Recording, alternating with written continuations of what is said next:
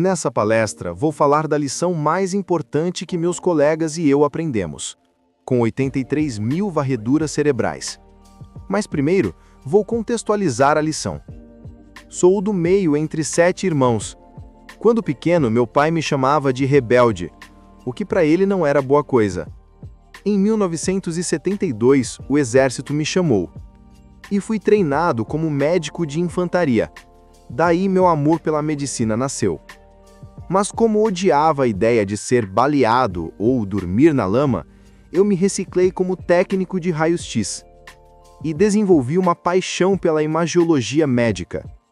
Como os nossos professores diziam, como saber se não olhando? Em 1979, quando estava no segundo ano de medicina, alguém da minha família ficou seriamente suicida e a levei para ver um psiquiatra maravilhoso. Com o tempo, percebi que se ele a ajudasse, e assim fez, não só poderia salvar sua vida, mas também ajudaria seus filhos e até mesmo seus futuros netos, pois seriam moldados por alguém mais feliz e mais estável. Eu me apaixonei pela psiquiatria porque percebi que tinha o potencial de alterar gerações de pessoas. Em 1991, fui para minha primeira palestra sobre tomografia SPECT do cérebro. A tomografia SPECT é um exame de medicina nuclear que vê o fluxo de sangue e atividade. Ela vê como o seu cérebro funciona. A SPECT foi apresentada como ferramenta para ajudar os psiquiatras a obterem mais informações para ajudar seus pacientes. Naquela mesma palestra, meus dois amores profissionais, a imagiologia médica e psiquiatria, se juntaram e, muito honestamente, revolucionaram minha vida.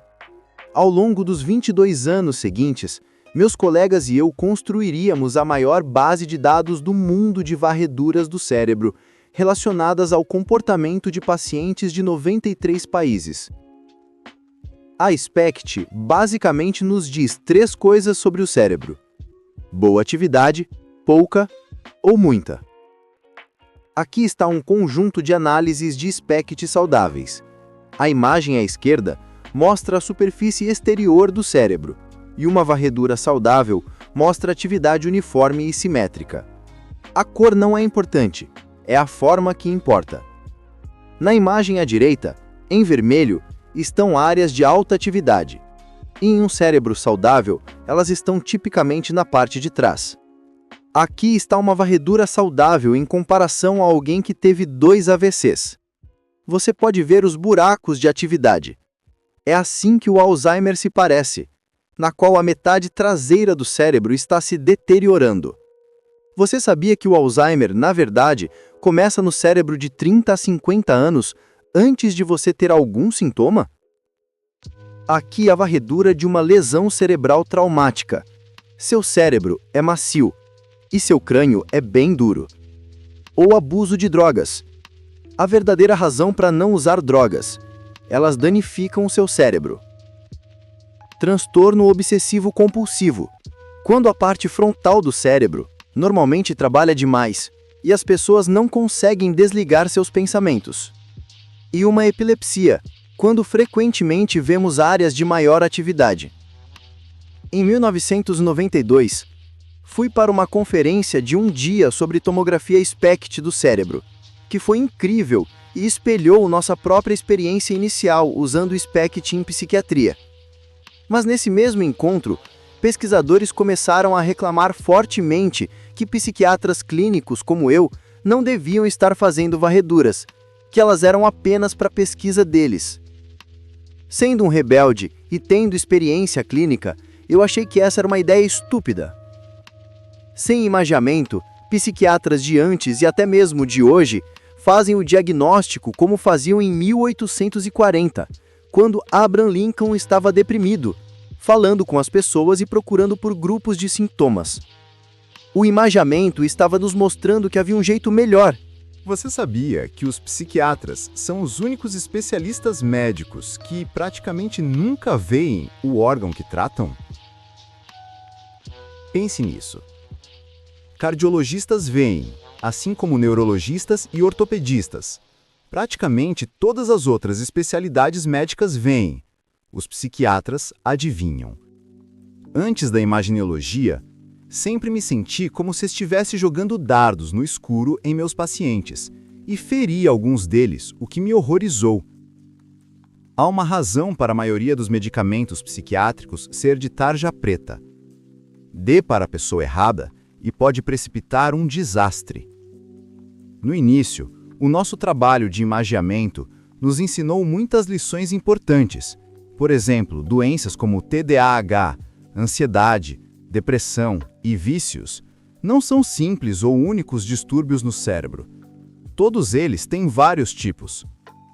Por exemplo, aqui estão 2 pacientes que foram diagnosticados com depressão grave, com praticamente os mesmos sintomas, mas cérebros radicalmente diferentes. Um tinha atividade cerebral muito baixa, o outro muito alta. Como saber o que fazer com eles, a menos que realmente olhássemos? O tratamento tem de ser adaptado para cérebros individuais, e não conjuntos de sintomas.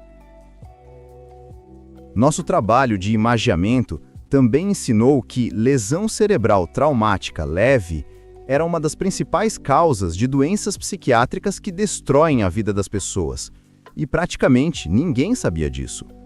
Porque eles iam aos psiquiatras por coisas como problemas de temperamento, ansiedade, depressão e insônia, e eles nunca olhavam, então não poderiam saber. Aqui está uma varredura de um menino de 15 anos que caiu de um lance de escadas com 3 anos de idade. Mesmo que tenha ficado inconsciente por apenas alguns minutos, não havia nada suave sobre o efeito duradouro que a lesão teve na vida desse menino.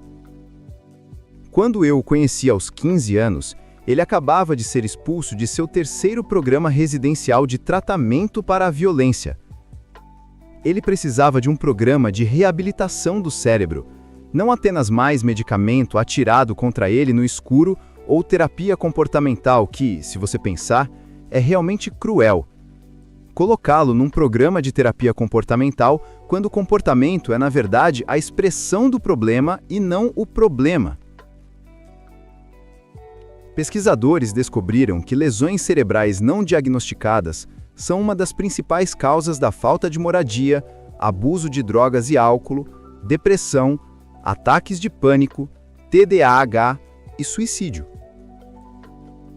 Estamos diante de um desastre iminente com as centenas de milhares de soldados voltando do Iraque e do Afeganistão, e praticamente ninguém está olhando para a atividade de seus cérebros.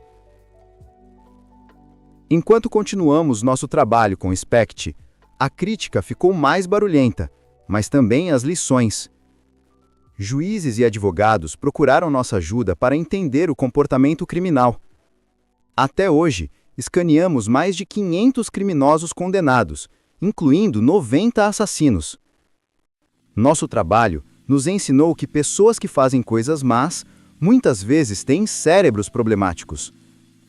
Isso não foi uma surpresa, mas o que nos surpreendeu foi que muitos desses cérebros poderiam ser reabilitados. Então, aqui vai uma ideia radical. E se avaliássemos e tratássemos cérebros problemáticos em vez de simplesmente armazená-los em ambientes estressantes e tóxicos? Na minha opinião, poderíamos economizar enormes quantidades de dinheiro, tornando essas pessoas mais funcionais para quando saírem da prisão, possam trabalhar, sustentar suas famílias e pagar impostos. Dostoiévski disse uma vez: uma sociedade deve ser julgada não pela forma como trata-se os cidadãos ilustres, mas pela forma como trata-se os criminosos. Em vez de apenas crime e punição, devemos pensar em avaliação e tratamento do crime. Então, depois de 22 anos e 83 mil varreduras, a lição mais importante que meus colegas e eu aprendemos é que se pode literalmente mudar o cérebro das pessoas. E quando faz isso, muda suas vidas. Você não está preso ao cérebro que tem. Pode torná-lo melhor. E podemos provar isso. Meus colegas e eu fizemos o primeiro e maior estudo em jogadores da NFL ativos e aposentados, mostrando altos níveis de danos nestes jogadores, enquanto a NFL dizia que não sabiam se jogar futebol americano causava danos cerebrais de longo prazo. O fato foi que eles não queriam saber. Isso não foi surpresa. Acho que se juntar crianças pensativas de 9 anos e falar sobre como o cérebro é macio, da mesma consistência de manteiga, dentro de um crânio muito duro e com muitas cristas ósseas afiadas, 28 de 30 desses meninos diriam, provavelmente uma má ideia para sua vida. Mas o que realmente nos animou foi a segunda parte do estudo em que colocamos jogadores em um programa para o cérebro e demonstramos que 80% deles podiam melhorar nas áreas de fluxo sanguíneo, memória e humor. Que você não está preso ao cérebro que tem. Pode torná-lo melhor, em um programa para o cérebro. O quão animador é isso? Estou tão animado. Reversão de danos cerebrais é uma nova fronteira muito emocionante, mas as implicações são, na verdade, muito mais amplas. Aqui está a varredura de uma adolescente que tem TDAH, que estava se cortando, falhando na escola e brigando com seus pais. Quando melhoramos seu cérebro, ela passou de notas D e F para A e B, e ficou muito mais estável emocionalmente. Aqui está a varredura de Nancy. Nancy havia sido diagnosticada com demência e seu médico disse ao marido que ele deveria procurar um abrigo, porque dentro de um ano ela não saberia mais o nome dele. Mas em um intensivo programa de reabilitação cerebral, o cérebro de Nancy melhorou, assim como sua memória. E 4 anos mais tarde, Nancy ainda sabe o nome do marido. Ou a minha história favorita para ilustrar este ponto.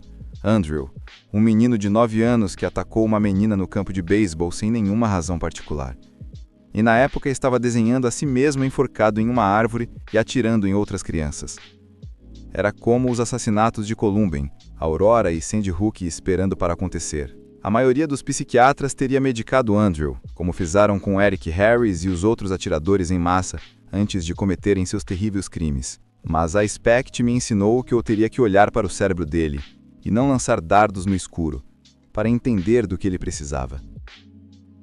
O SPECT mostrou um cisto, o tamanho de uma bola de golfe, ocupando seu lóbulo esquerdo. Nenhuma medicação ou terapia teria ajudado Andrew. Quando o cisto foi removido, seu comportamento voltou completamente ao normal e ele se tornou o menino doce e amoroso que sempre quis ser. Agora, 18 anos depois, Andrew, que é meu sobrinho, é dono de sua própria casa, é empregado e paga impostos, porque alguém se importou de olhar para o seu cérebro. Ele tem sido um filho melhor e será um melhor esposo, pai e avô. Quando você tem o privilégio de mudar o cérebro de alguém, você não só muda a sua vida, mas tem a oportunidade para alterar gerações futuras.